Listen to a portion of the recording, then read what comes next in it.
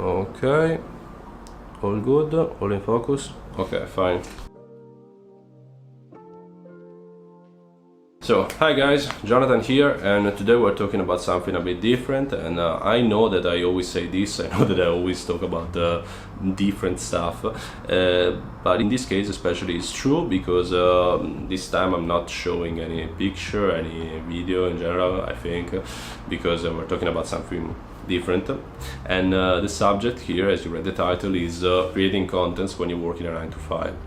So this is basically the result of a lot of conversations that I had with my girlfriend, with my brother, with other people that I know that are into content creation, and mostly with myself, because I've been thinking about this a lot during the last years.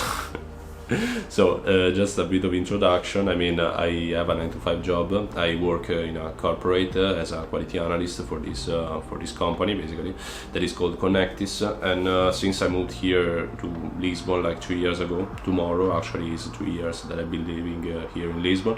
And yeah, since I moved here, I needed something more stable, so I wasn't searching something related to photography, because I wanted something stable in order to pay the bills, the rent, all this kind of stuff. Since I'm living abroad without my family, of course, without only relying on me and my girlfriend, basically.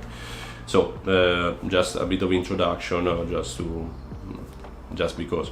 And yeah, I think that most of the people who are going to watch this video, or yeah, could possibly watch this video, are in this situation, because I think that like 99% of people have this kind of regular jobs that are doing like full-time, and even if you have like other passions or interests, it's difficult to put them into practice, to use your free time in order to get better at these things, in order to improve and all this kind of stuff. So I just wanted to share a couple points, a couple thoughts about this that may inspire you, may make you, I don't know, reconsider what you're doing, or this kind of stuff, and especially because they are like personal things that I thought about my own journey in content creation and this kind of stuff. So they are helping me, and I think that they could help you as well. So the first point is about pre-organizing, because one thing that I noticed, I mean, since I started creating contents for YouTube, for Instagram, sometimes for TikTok, about photography, videography, but this can be applied to any subject in general, any area. So also, I don't know, writing, drawing, painting, making music, all this kind of stuff, doing sport in general, is that a lot of times, like often, I would say almost always in my case, I lose a lot of time. I lose a lot of time thinking of how to use my time, and this may sound a bit labyrinthic as a sentence, a bit difficult, but basically that's it. So a lot of times I have some like spare time, some free time that I can use, and I lose part of it thinking of how to manage this time in order to do something. So thinking of what content I could create, if I want to go outside to shoot something, if I want to stay inside, how to deal with this and that. And it's something that I could easily do during the days before, in other moments, so that when this spare time comes, basically I already know how to use it. So talking, for example, about the job, I mean, we all know, guys, we don't have to hide ourselves behind one finger, that with most jobs we have some like spare time that we can use to think about our ideas, what we want to put into practice, what we want to do in our days off, all this kind of stuff. And a lot of times we don't think about this because we're like, okay, but it's not my day off yet, it's not, I don't have this spare time yet, so I will think about this when it comes.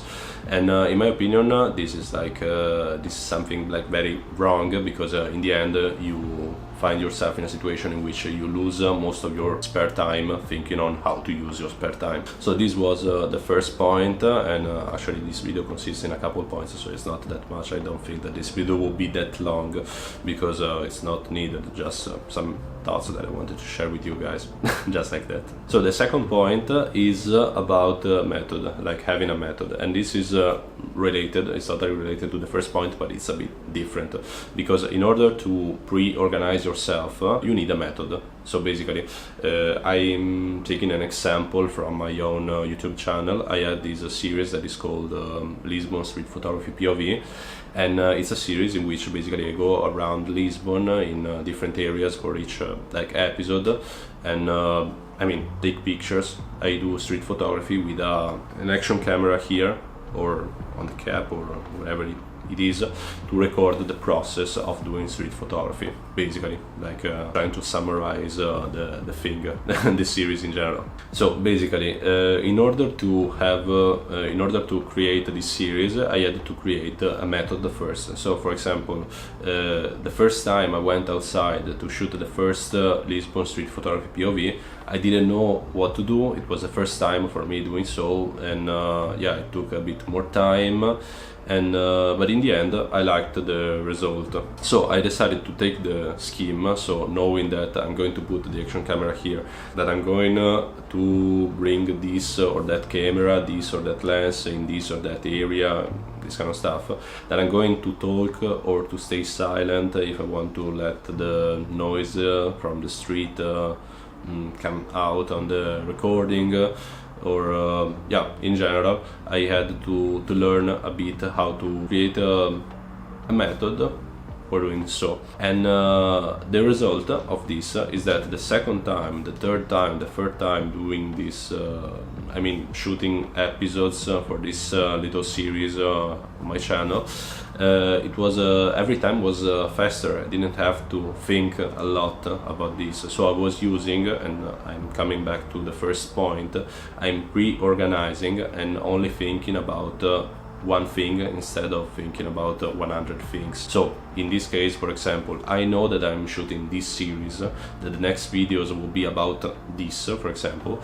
So during the day before of my day off, for example, I only have to think of what lens to bring with me, or which area to visit this time, where to shoot these videos, and this kind of stuff. Because I mean, the rest is something that I already know. I already know that I'm going to shoot this video like this, that I'm going to record like 30 minutes of it, because if not I risk that the battery runs out of power and the action camera dies. So I mean, I already have like a sort of method that is that I have inside like my head, and I only have to think of some like variables. So like as I said before, which camera I want to bring, which lens I want to bring, all this kind of stuff. And yeah, I found that this makes life a bit easier, or it's this was just an example. It's the same thing when, for example, you're recording. I'm shooting here in this in my apartment, in my house. So I know that if I put my camera here, for example, on a table, or there on another table, I have a couple perspectives that I already kind of studied, and I already know how the image will come out, and if the microphone is positioned like properly, or this kind of stuff, you know. So yeah, it's these are two things, basically pre-organizing on that is the first point, and then having a method that can basically one involves the other. So in my opinion, I don't know, in general, the most important thing if you want to create contents in your spare time, and you don't have basically spare time, it's not like creating spare time that doesn't exist. So for example, waking up at 5 a.m. or doing it late night, because if not, guys, you are just losing your like your biorhythm in general, and you just risk to have like issues related to concentration, and I mean doesn't make sense. The most important thing, in my opinion, is make a good use of the spare time that you have, so that for me, at least for me, it's working. It's kind of working because, guys, the time is never enough, unfortunately, and there are sometimes other things that we have to do that interfere with our projects and stuff, so we have to postpone and all this kind of stuff. But when things do align in some ways, when things are like normal in general, it's good for me, and I think that it would be beneficial for you as well to pre-organize and to pre-think, and to not like just think of what to do with your free time during your free time, because it's just a loss of free time, and then you get out stressed and frustrated, and yeah, that's it. It's not good. Doesn't make the process look as good as it could.